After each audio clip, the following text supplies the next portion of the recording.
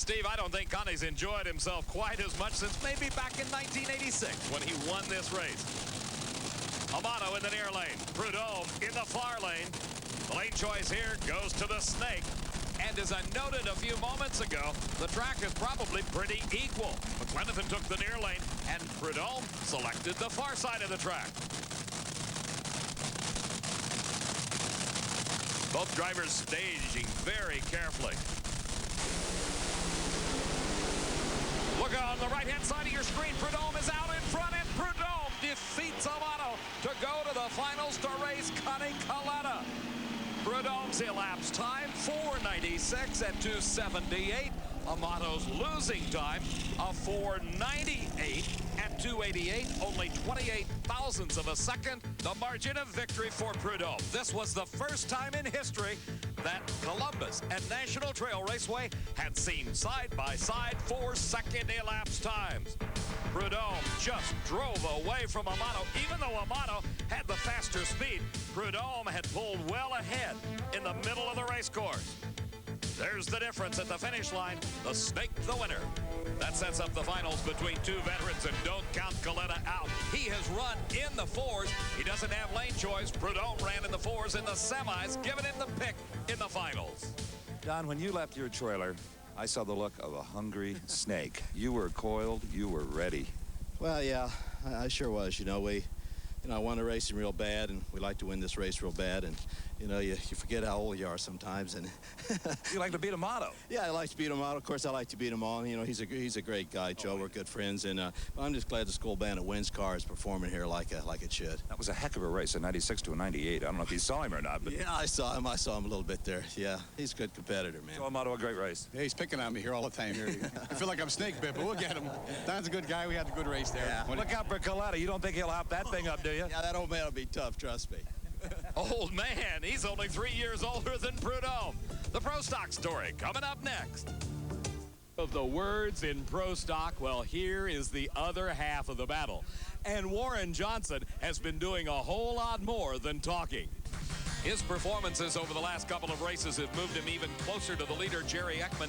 Scott Jeffreyon came into Columbus third, Mark Powick fourth, Larry Morgan fifth, and by the way, Bob Glidden is number 9 in the point standing. In the first round of competition, Frank Iaconio and his Oldsmobile was the challenger to Warren Johnson and the AC Delco Olds. Iaconio had qualified 13th at a 7:33, while Warren Johnson had qualified 4th at a 7:28. But remember, Bob Glidden was the #1 qualifier with the quickest time of the meet thus far at a 7:25. Iaconio had problems right off the line. Johnson thundered down track to a 7:25, but it was 0.02 of a second slower than Glidden. Warren, I think you just got Mr. Glidden's attention with a 7:25. Low elapsed time of eliminations, a big speed, 191. Well, the run, except for the starting line, was a pretty clean run. I felt it'd probably run a 26 this afternoon. We still got some work to do. What do you think the Ford can run here? Well, obviously, I picked up. I'm sure Bob will pick up a little bit, too. I'm sure he'll probably run somewhere around 24, 25 also. It'd be surprised me if he runs any quicker than that. This could be quite a duel before the day's over. Well, we're not the only two cars out here. You have to remember that. There may be other cars, but I guarantee you everybody was watching WJ and Bob Glidden, the Motorcraft Probe, the leader in qualifying. His first round competition was the Oldsmobile of John Noble. Noble had qualified in the number 16 spot. Glidden had just watched that 7:25 by Warren Johnson, knowing that the Oldsmobile was picking up in performance. Glidden had to try. Noble got the advantage off the starting line, but the Ford of Glidden pulled away in the middle of the race course. His elapsed time only a 7:29.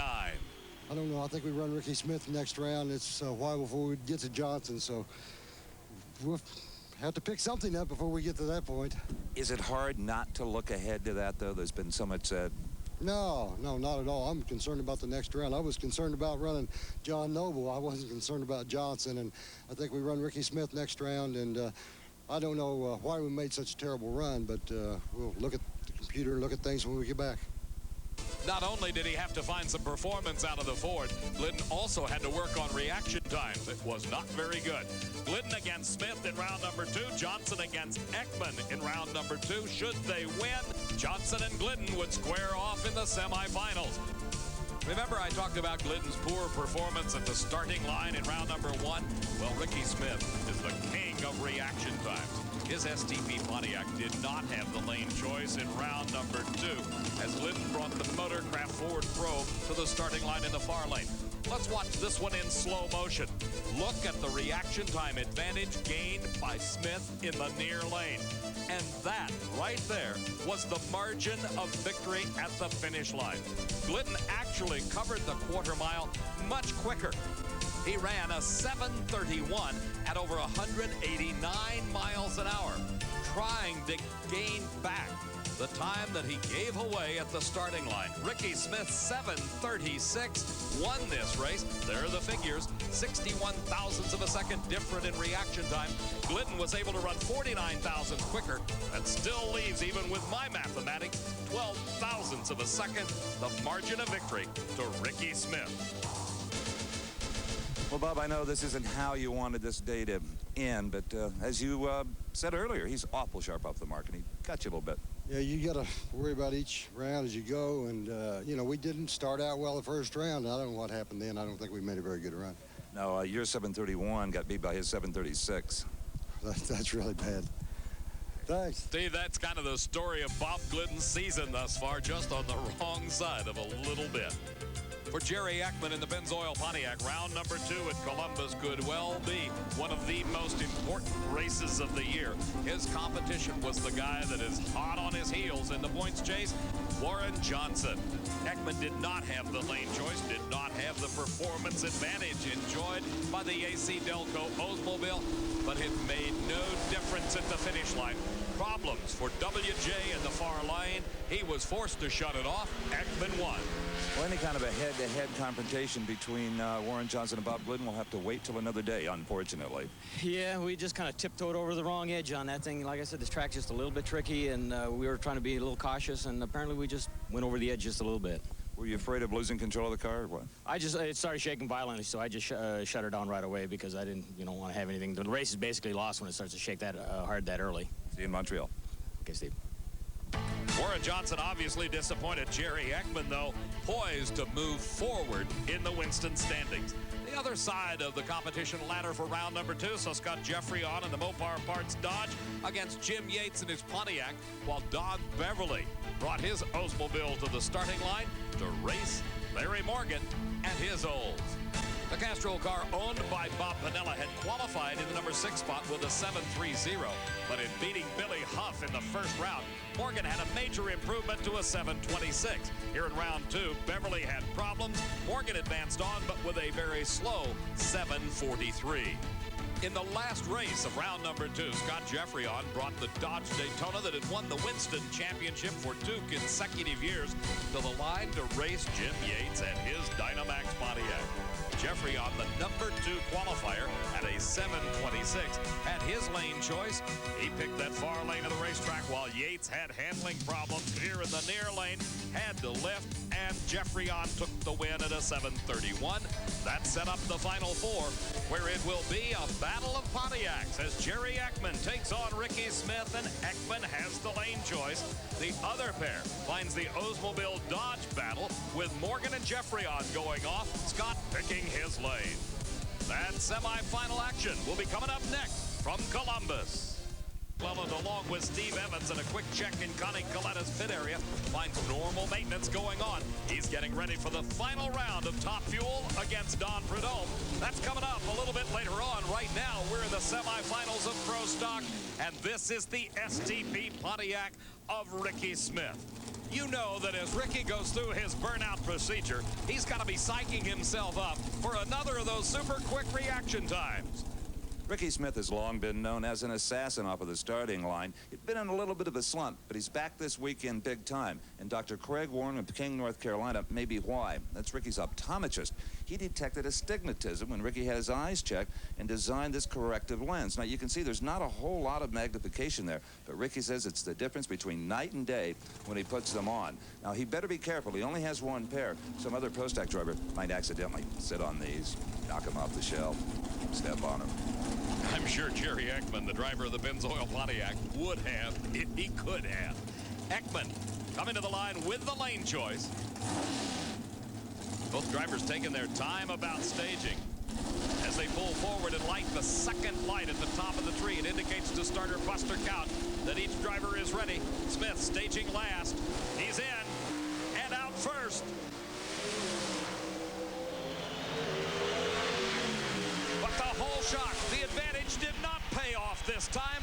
It was Jerry Ekman, 7:31 to a losing 7:33. 20 thousandths of a second was the margin of victory at the finish line.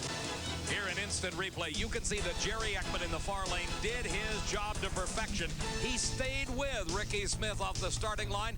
Ricky only a 7/1000th of a second advantage or a whole shot, and that was certainly not enough to withstand the onslaught of performance that Ekman pulled out in the last eighth of a mile. 0.02 of a second difference between the two cars as far as elapsed time goes. 7:31 to a 7:33. There's the margin of victory. 7:31. 31, that's probably not too bad for this conditions. We'll see who we got to race now. At least you left with him. No one else has today. Yeah, I know. Ricky's been really sharp in the lights, and that's his forte, and I had to be on my toes. Oldsmobile and Dodge, the other pair in the final four. That is Scott Jeffrey on in the Mopar Parts car on the far side. In the near lane, the Castrol car of Larry Morgan, and he has literally thousands of hometown fans rooting for him. Larry, hailing from that nearby town, the beautiful little city of Newark, has yet to win here at Columbus. Again, the drivers taking their time in the staging procedure because, as we have seen so often during this race, it is very difficult to overcome the advantage gained at the starting line. Look at the whole shot by Morgan. And Jeffrey on nowhere close at the finish line. 7:31 to a 7:33, but 0.2 of a second was the advantage gained by Morgan. He moves into the finals to race against Jerry Ekman. To put this in perspective, the advantage gained by Larry Morgan at the starting line, some 0.2 of a second. That means Scott Jeffreyon would have had to have run something around a 7:11 or lower to have a chance at beating Morgan. And of course, if you run that kind of time, you got yourself a new record. Nobody's ever done it. Morgan and Ekman in the finals. Jerry Ekman by just thousandths as the lane choice. Now to the far end of the track, and Steve. Somebody yelled over, "Hey, Morgan, you won, but you don't have lane choice." And you said, "I don't care. I'm just happy to be here, buddy." and you matched wheels with Ekman almost. Both of you ran 31. That's okay. I figured, you know, we made a clutch change that time. We were very fortunate to get down that lane. Well, the final could be a good starting line battle, huh? Well, I'm sure there will be one. You can bet I'm not giving up. Whoever leaves first is able to win this race. Steve, we've seen that all day long. Funny car action coming up next.